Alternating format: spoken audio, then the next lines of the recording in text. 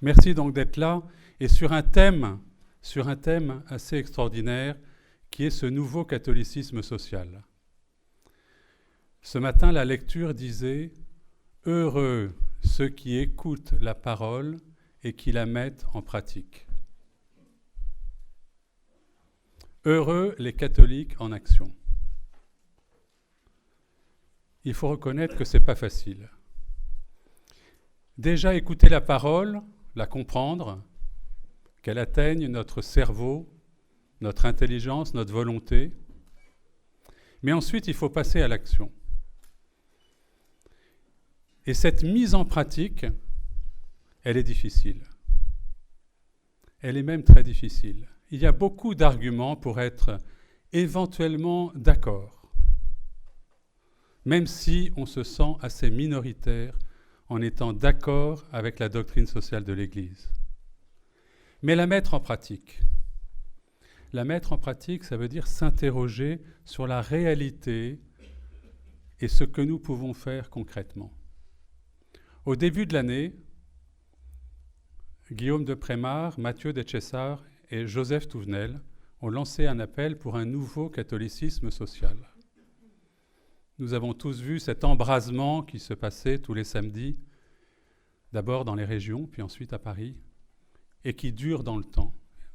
Symptôme d'un véritable détricotage, d'un véritable délitement du lien social et de cette prise de conscience d'un abandon de personnes qui se sentent privées de toute protection dans la société. Des gens pour qui l'État n'est qu'anonyme, lointain, et fait toujours des choix en leur défaveur, parce qu'ils ne sont pas dans la belle histoire de la mondialisation. Aujourd'hui, cette mobilisation pour un nouveau catholicisme social a touché le cœur d'un certain nombre de gens, et nous sommes heureux que ce colloque puisse se centrer sur ce thème. Ce thème qui devrait toucher nos cœurs pour pouvoir toucher nos volontés. Parce que nous aurons sans doute à changer des choses. Parce que peut-être nous n'imaginons pas tous les moyens qui sont à notre disposition pour agir. Donc c'est tout l'enjeu de ce colloque. Je vais laisser la parole à Guillaume de Prémar et nous avons un programme bien dense qui nous permettra, on vous le dira étape par étape, de multiplier les opportunités et de créer pour chacun de nous des réflexions pour l'action. Merci de votre attention. Merci Guillaume.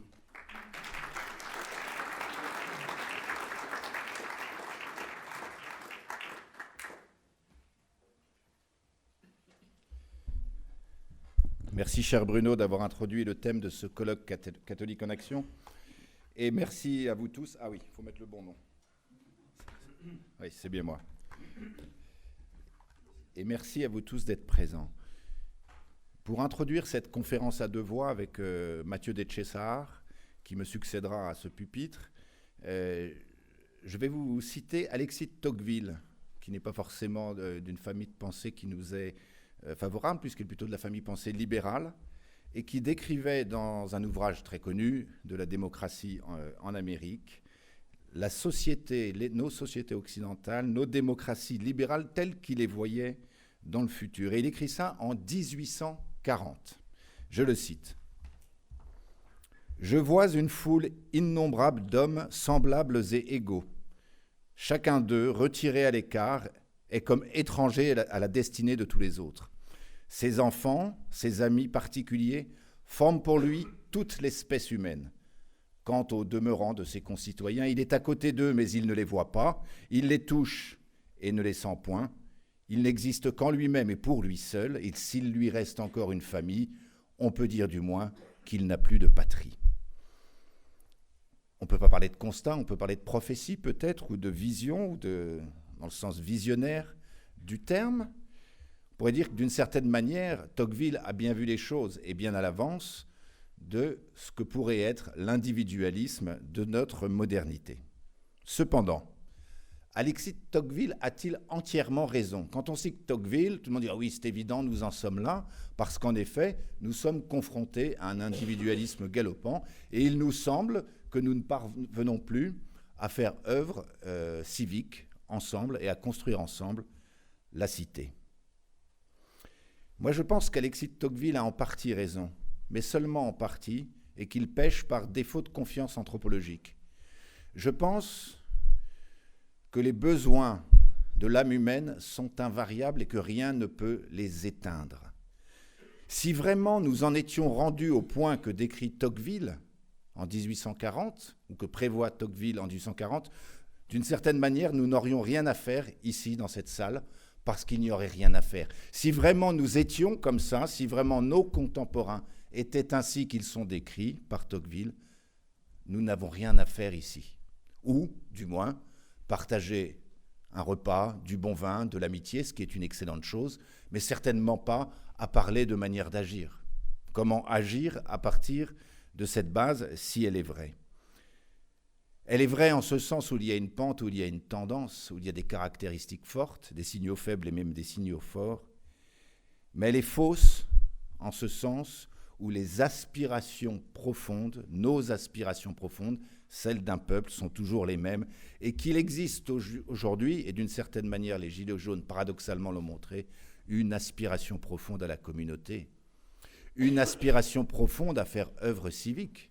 C'est précisément le dessèchement de l'individualisme qui réexcite d'une certaine manière ce besoin de l'âme de faire un peuple, ce besoin de l'âme de faire une communauté et de construire quelque chose ensemble. C'est vrai que la société est dans une situation difficile, Bruno de Saint-Chamond l'a dit en ouverture, et d'une certaine manière, on pourrait dire que l'individu, le citoyen isolé, ne sait plus trop par quel bout prendre les choses. Parce que, en fait, l'homme a besoin de la société. La société a besoin des hommes pour qu'ils la construisent, et les hommes, pour faire œuvre de vertu, et notamment de vertu civique, ont besoin de la société. Ils ont besoin d'un cadre social qui dispose habituellement à agir plutôt vers le bien commun que vers l'égoïsme ou carrément le mal. C'est ça qui est en panne aujourd'hui, cette capacité de la société à tirer le meilleur de nous-mêmes. Cependant, je suis convaincu qu'il existe ce que le pape François appelle les ressources morales du peuple. Et elles sont là.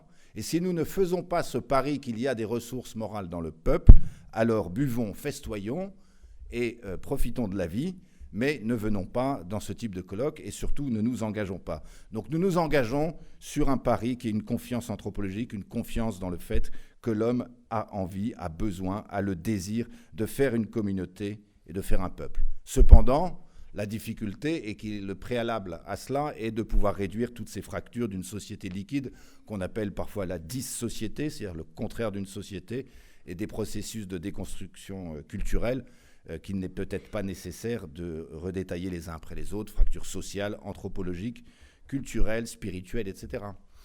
Un mot sur cette fracture sociale. Et je vais refaire un petit peu un retour en arrière, puisque Jacques Chirac est mort récemment. 1995, campagne électorale. Jacques Chirac est au fond du trou, balladur et triomphant. Il est presque élu au premier tour d'après les sondages. Et Chirac ne sait que faire pour remonter la pente, malgré son talent personnel. Il est dans les choux, comme on dit. À ses côtés, quelques fidèles restent, Philippe Séguin, notamment. Philippe Séguin lit tout ce qui sort, et notamment cette étude d'Emmanuel Todd, publiée en janvier 1995 pour la Fondation Saint-Simon. Et Emmanuel Todd est probablement, ou du moins à ma connaissance, le premier à diagnostiquer le décrochage des classes moyennes et populaires par rapport aux grandes élites, par rapport au grand monde, si on pouvait dire. Et cela se produit dans ces années 90, qui sont les années qui sont un tournant, une décennie qui sont un tournant de la financiarisation du monde, de la prise de pouvoir par les puissances marchandes et financières par rapport aux politiques. Et nous rentrons peu à peu dans une ère post-politique. Et voilà, c'était le constat d'Emmanuel Todd. Séguin voit la chose, il dit à Chirac, c'est là-dessus qu'il faut aller, il y va, la fracture sociale, il est élu, il nomme Juppé à Matignon et non Séguin, donc il nomme la technocratie et il charge la technocratie finalement d'accompagner la transformation extraordinaire du monde dans ces années 90 plutôt que de prendre en compte cette fracture sociale. mais qui est là et qui est un processus. Et 25 ans après, à peu près, nous en sommes là, avec cette crise sociale, manifestée d'une manière extraordinaire par la crise des Gilets jaunes, crise en partie violente, mais crise qui exprime aussi ce désir et ce besoin de communauté. Et Mathieu Detchessart, tout à l'heure, nous en dira plus sur ces Gilets jaunes. Vous ressortirez d'ici en disant tout ce que vous avez voulu savoir sur les Gilets jaunes sans l'avoir compris en écoutant BFM TV avec Mathieu Detchessart. Donc nous comprenons bien dans ce contexte l'importance d'un catholicisme social, qui est l'application concrète de principes de vie en société, qui sont des principes simples, qui sont décrits tout simplement dans la doctrine sociale de l'Église, mais avec un surplus qui est celui de l'âme, parce que l'homme a aussi des besoins spirituels. Et Joseph Touvenel, chaque fois qu'il intervient, il dit « il faut parler de la question spirituelle, il faut parler des besoins spirituels ». Malheureusement, il est retenu à l'étranger alors qu'il devait être parmi nous par ses activités internationales de la CFTC, et il regrette de ne pas pouvoir être là. Alors moi, je me fais son porte-voix, et je dis avec Joseph Touvenel que le catholicisme social n'apporte pas simplement une capacité d'agir et des principes pour agir, mais aussi un surplus d'âme parce que l'homme a besoin de spiritualité. Voilà comment nous pouvons comprendre, à mon avis, le thème de ce colloque. Et je voudrais revenir sur un épisode très actuel, qui est les discussions de loi de bioéthique. Que viennent-elles faire là, me direz-vous? Je vais essayer de vous le faire comprendre. Un député a dit, lors des débats à l'Assemblée, « La loi peut tout ». Extraordinaire, si la loi peut tout, alors tout va bien. Mais pourrait-elle, la loi, décréter enfin la fin des fractures, des différentes fractures? Bien sûr, elle ne le peut pas. En revanche, la loi peut tout, elle peut au moins recréer d'autres fractures, et on le voit avec la question anthropologique. Elle peut même, selon ce député, reconfigurer notre nature humaine en décrétant, en partant du principe qu'elle n'est qu'une construction sociale et culturelle. Et c'est l'objet de l'actuelle loi bioéthique, avec notamment la fameuse PMA sans père. Sociétal, on appelle ça les questions sociétales, c'est un mot très moche, mais je vais l'employer puisqu'il est usuel. Et social, tout est lié. Le cardinal Philippe Barbarin, demain, fera une conférence sur ce thème social, sociétal, tout est lié. Mais dès avant sa conférence, je voudrais dire quelques mots sur cette mobilisation Marchons ensemble du 6 octobre, qui a connu un succès très important.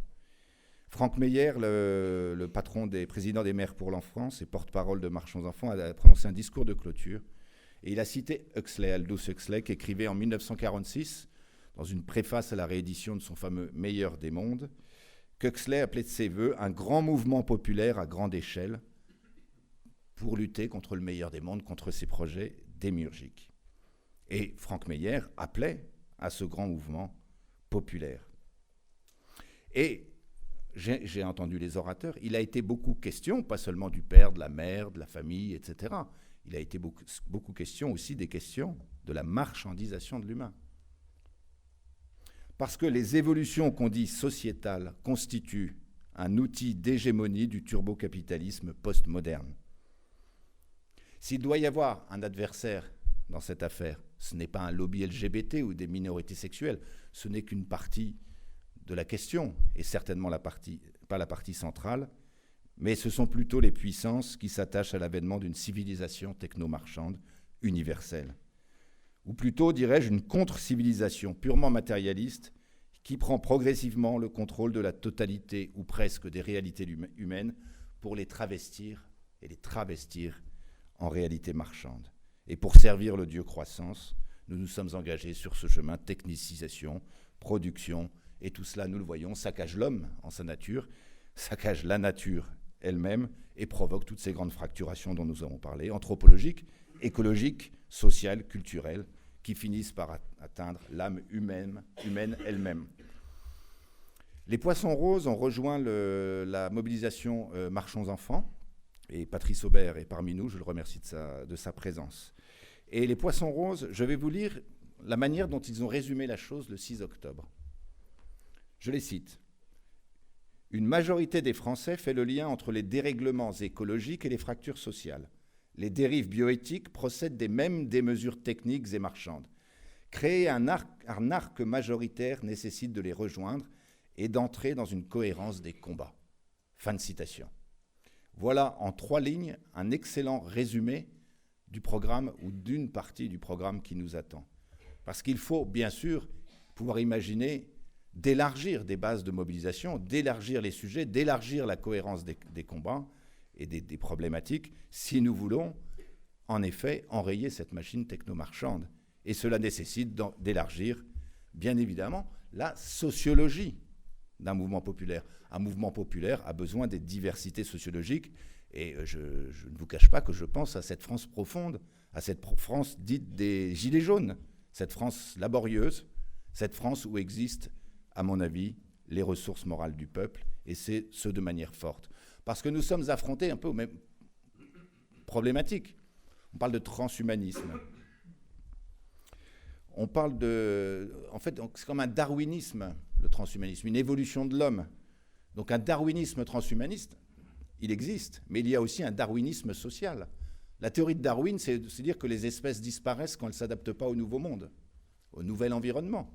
Eh bien, une partie de la France serait condamnée à disparaître, symboliquement, pas physiquement, mais au du moins disparaître dans sa participation à l'œuvre commune, parce qu'elle ne serait pas adaptée aux principes et aux oukases de la mondialisation galopante et triomphante. Cela n'est pas possible. La question sociale est donc également au cœur de cette affaire, et elle contient, à mon avis, deux dimensions importantes. Une dimension de résistance aux prédations économiques et financières, et une dimension de reconstruction du lien social et de communauté solidaire. Et ça va être ce week-end là-dessus que nous allons insister, parce que c'est ce que nous pouvons faire, ce qui est à notre portée. Et tout cela, bien sûr, c'est deux approches différentes de la question politique. Carl Schmitt dit « la politique, c'est pas compliqué. Il suffit de désigner son ennemi et le caractériser. C'est la relation ennemi-ami. » Alors si on parle de résistance, j'ai parlé d'adversaire tout à l'heure, il y a une certaine vérité dans ce que dit Carl Schmitt. Mais Carl Schmitt ne saurait résumer le politique.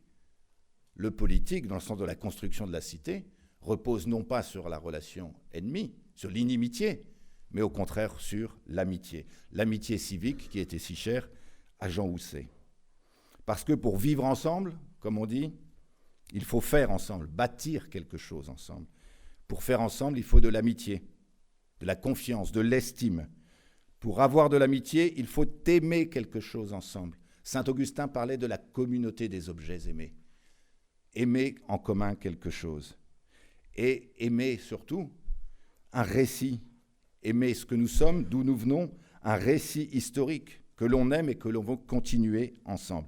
C'est cela, être une nation, c'est cela, être un peuple. Et c'est notre perspective, c'est ce qui nous motive, c'est ce qui nécessite notre engagement, c'est notre motivation profonde.